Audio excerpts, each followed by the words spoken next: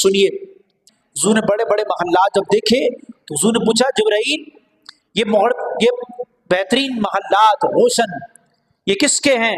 عرض کی یا رسول اللہ صلی اللہ علیہ وسلم یہ بھی آپ کی امت کے افراد میں سے ان لوگوں کے جو اللہ تبارک و تعالیٰ عطا فرمائے گا۔ حضور نے فرمایا ایسے کس کے عمل ہیں کہ جن کو اللہ یہ محلات عطا فرمائے گا؟ تو جبریل امین نے عرض کی یا رسول اللہ آپ کی امت کے وہ افراد کہ جن کو غصہ آ جائے، جن کو غصہ آئے لیکن وہ اللہ کی اور آپ کی محبت میں غصہ پی جائیں گے، اللہ قیامت کے دن انہیں یہ محلات انہیں عطا فرمائے گا۔ دوسرا نبی کریم علیہ السلام نے فرمایا یہ عمل، جبریل امین عرض کرتے ہیں یا رسول اللہ دوسری بات یہ بھی ہے کہ جو کوئی غلطی کرے اس کا بدلہ لینے کی وہ طاقت رکھتا ہو، اس کا بدلہ لینے کی وہ قوت رکھتا ہو، لیکن اس کے باوجود وہ اللہ کی رضا کے لیے اسے معاف کر دے گا تو قیامت کے دن اللہ انہیں یہ محلات عطا فرمائے گا۔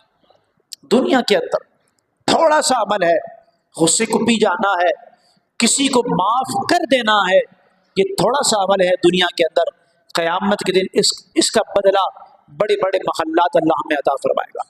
نبی کریم علیہ السلام پھر ایک جانب سے گزرے اور حضور نے ایک اور منظر دیکھا۔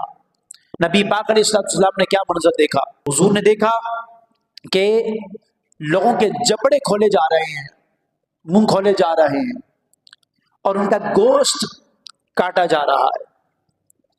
گوشت کاٹ کر منہ کے جبڑے کھول کر اس گوشت جو کاٹا ہے خون سمیت، خون صاف کر کے نہیں، خون سمیت ان کے منہ میں فرشتے وہ گوشت دھکیل رہے ہیں کہ حضور نے عذاب دیکھا کہ لوگوں کو پکڑا ہوا ہے، ان کے گوشت کاٹے جا رہے ہیں، ان کا جبڑا کھول کر خون کے ساتھ زبردستی منہ میں گوشت دھکیلا جا رہا ہے۔ حضور نے پوچھا جبرائیل یہ کیا ہے؟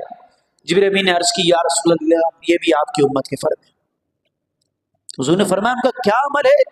جبرائیل علیہ السلام عرض کرتے ہیں یا رسول اللہ یہ وہ بد نصیب لوگ ہیں جو لوگوں کی غیبتیں کرتے تھے، ان کے عیب تلاش کیا کرتے تھے، اللہ قیامت کے دن ان کو یہ عذاب عطا فرما رہا ہے۔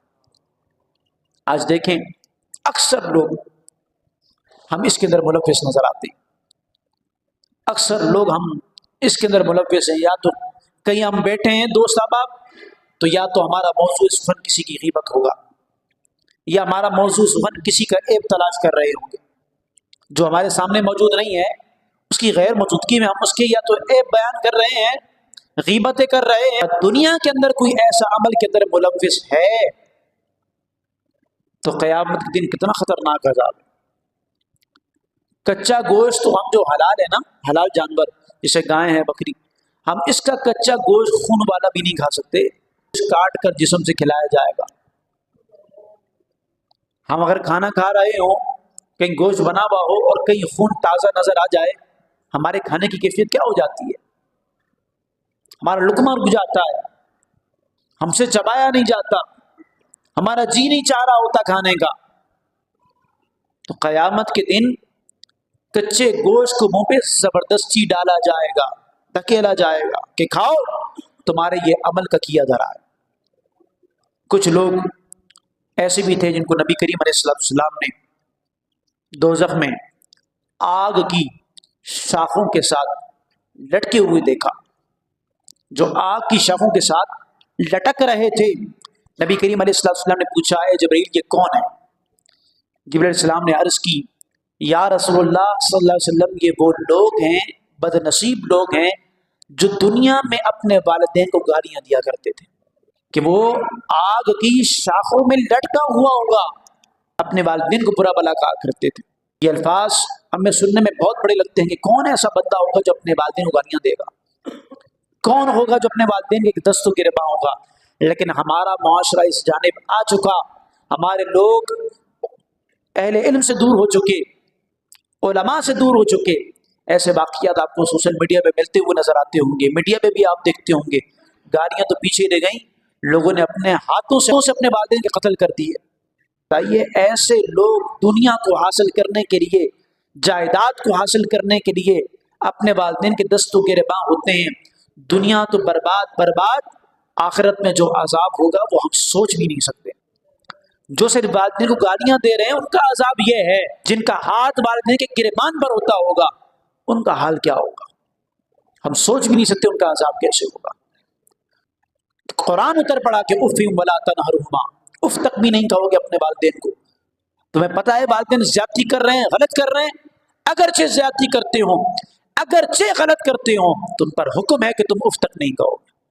اگرچہ والدین زیادتی کر رہے ہیں، بلا وجہ گھر سے نکال دیا، بلا وجہ کھانا پینا بند کر دیا، بلا وجہ برا بھلا کہتے ہیں، تب بھی حکم یہی ہے کہ والدین کے ہاتھ پاؤں قدم چومتا رہے، زبان سے ایک لفظ بھی نہیں نکالنا۔ یہ ادب ہے والدین کا۔ لیکن اگر والدین کے ساتھ ایسے الفاظ کہے تو سرکار دو عالم علیہ السلام نے فرمایا کہ وہ جہنم کی آگ کی شاخوں میں لٹکے ہوئے نظر آئیں گے۔ اب سنیے ایک بات، نبی پاک علیہ السلام نے عرش میں ایک شخص کو دیکھا کہ جو نور کے سائے میں تھا، تو حضور نے دیکھا کہ یہ کون بندہ ہے؟ کیا یہ نبی ہے کہ جو عرش میں نور کے سائے میں ہے، عرش کے سائے میں نور کی طرح ہے؟ جبرائیل امین نے عرض کی نہیں یا رسول اللہ، یہ نبی نہیں ہے۔ حضور نے فرمایا کیا یہ فرشتہ ہے؟ جبرائیل امین نے عرض کی نہیں یا رسول اللہ، یہ فرشتہ بھی نہیں۔ کہا پھر کون ہے؟ کہا حضور کی آپ کی امت کا ایک فرد ہے۔